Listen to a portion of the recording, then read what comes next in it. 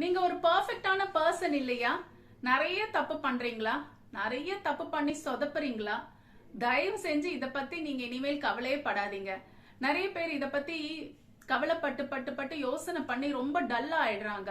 நம்ம பண்ற தப்புகள் எல்லாம் உட்கார்ந்து ரூம் போட்டு யோசிக்கவே கூடாது. தப்பு தானே பண்ணிட்டோம், இனிமேல் இந்த தப்ப நம்ம பண்ணாம இருக்கலாமேன்னு யோசிக்கணும்.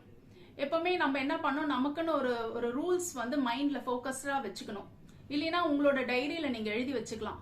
இந்த காரியம் நான் பண்ணேன், இந்த காரியம் பண்ண சமயத்துல இந்த 3 மெயின் மிஸ்டேக்ஸ் பண்ணேன், இனிமேல் நான் இந்த காரியத்தை ஃபியூச்சர்ல பண்ண சமயத்துல இந்த 3 மெயின் மிஸ்டேக்ஸ் வரக்கூடாது, இதை நான் செய்யவே கூடாதுன்னு அதை நீங்க போக்கஸ்டா இருக்கணும். தப்பு பண்ணி முடிச்சதுக்கு அப்புறம் அதை பத்தி வருத்தப்படக்கூடாது. ஆனா இனிமேல் ஃபியூச்சர்ல அந்த தப்பு நிகழாம இருக்க நீங்க முயற்சி செய்யணும். நம்மலாம் சாதாரண மக்களுங்க. தப்பு பண்றது ஒரு மனிதனுடைய இயல்பு. ஆனா பண்ண தப்பையே பண்ணிட்டு இருக்கிறது அப்நார்மல். சோ அந்த மாதிரி நம்ம பண்ண தப்பையே பண்ணாம இந்த தப்பு பண்ணாம இருக்கிறதுக்கான வழிகளை யோசிச்சோம்னா நம்ம வாழ்க்கை ரொம்ப ஸ்மூத்தா போகும். நன்றி.